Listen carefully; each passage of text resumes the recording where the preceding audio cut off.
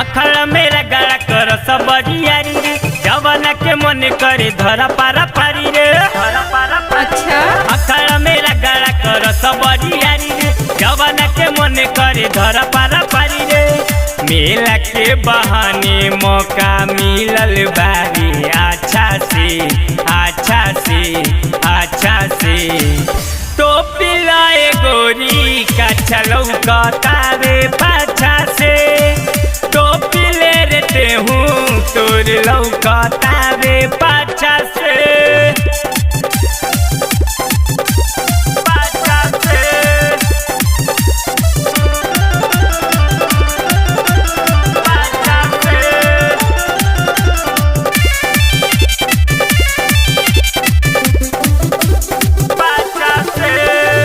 कितना जवन का सन के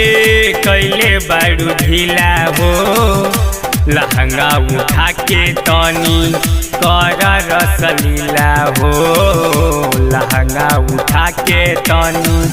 कर रसलीला हो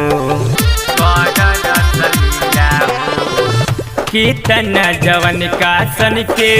कैले बारू ढीला हो लहंगा उठा के तनी कर रसलीला हो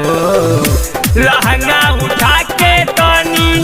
कर रसलीला हो काटू अपन चीज बनवले बारू साचा से तो पिलाए गोरी का चलो कतारे पाछा से तो पिले रहते हूँ तोर लौकतारे पाछा से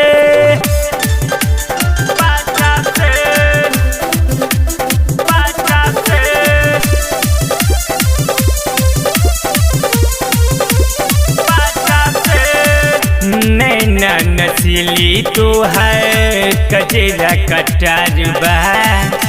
रूपवा तुहार गोरी बड़ी जान मारबा रूपवा तुहार गोरी बड़ी जान मारबा नैना नसीली तुहर कचेरा कटार बा रूपवा तुहार गोरी बड़ी जान मारबा रूपवा तुहार गोरी बड़ी जान मारबा बच के तू हेला फोन के नशा से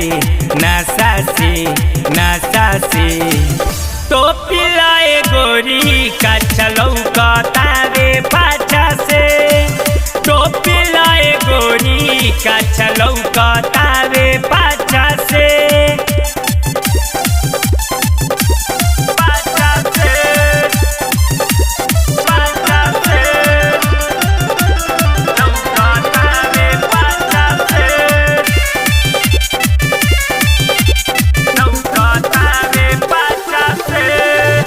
बाबू अमित जी के मनलू न बात हो बीके जोगिंदर तोहार दिहे नहीं साथ हो बीके जोगिंदर तोहार दिहे नहीं साथ हो बाबू अमित जी के मनलू न बात हो बीके जोगिंदर तोहार दिहे नहीं साथ हो बीके जोगिंदर तोहार दिहे नहीं साथ हो सागर सुरीला के तू साट अपना लाशा से अच्छा तो पिलाए गोरी का चलो कतारे पाछा से तो पिले रहते हूँ तोर लौकतारे पाछा से अरे जा